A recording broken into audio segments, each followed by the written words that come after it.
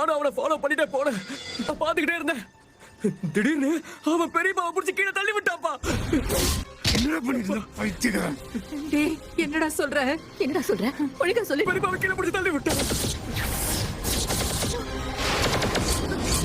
ஏய் ஏய் என்ன சொல்ற? அப்பா அதான் எனக்கு பயமா இருக்குப்பா. ஏண்டா அவன் தள்ளி விட்ட பத்தி பார்த்து சும்மா வரது? அம்மா ஏய் அண்ணனுக்கு என்ன சொல்ற? உலகிட்ட அரஞ்சு பழையில அம்மாக்கு என்னாச்சு?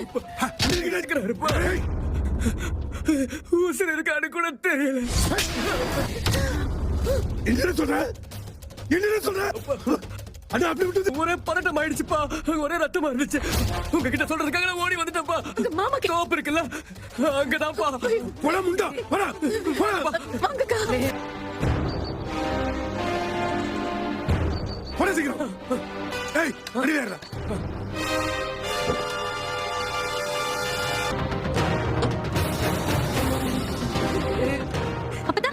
அடி ஏறடா.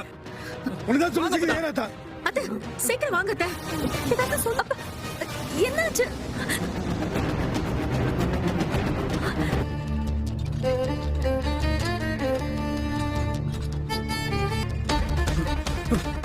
சீக்கிரம் போங்க சிஸ்டர்.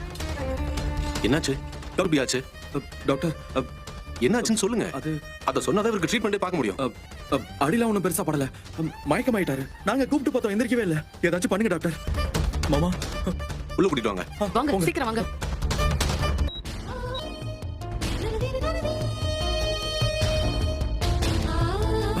பேஷண்ட் பேர் என்ன? முத்துவேல். வயசு? அவருக்கு இப்ப ரீசெண்டா தான் ஒரு சர்ஜரி பண்ணாங்க. என்ன சர்ஜரி? அதை நோட் பண்ணிக்கோங்க. Okay doctor.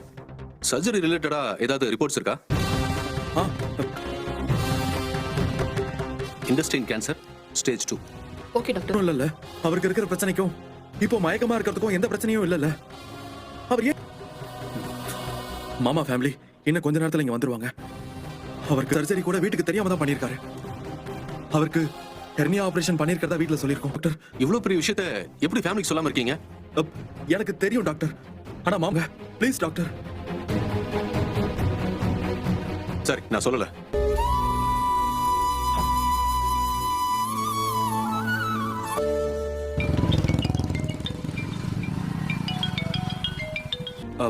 மாமா ராஜியோட அப்பாவுக்கு உடம்பு சரியில்லை. தெரியுமே, அதான் தெரியுமே. ஹாஸ்பிடலுக்கு கொஞ்சம் ஃபாஸ்டா போங்க தம்பி. கொஞ்சம் சீக்கிரம் போங்க. டேய் என்னதான் பாக்குறது?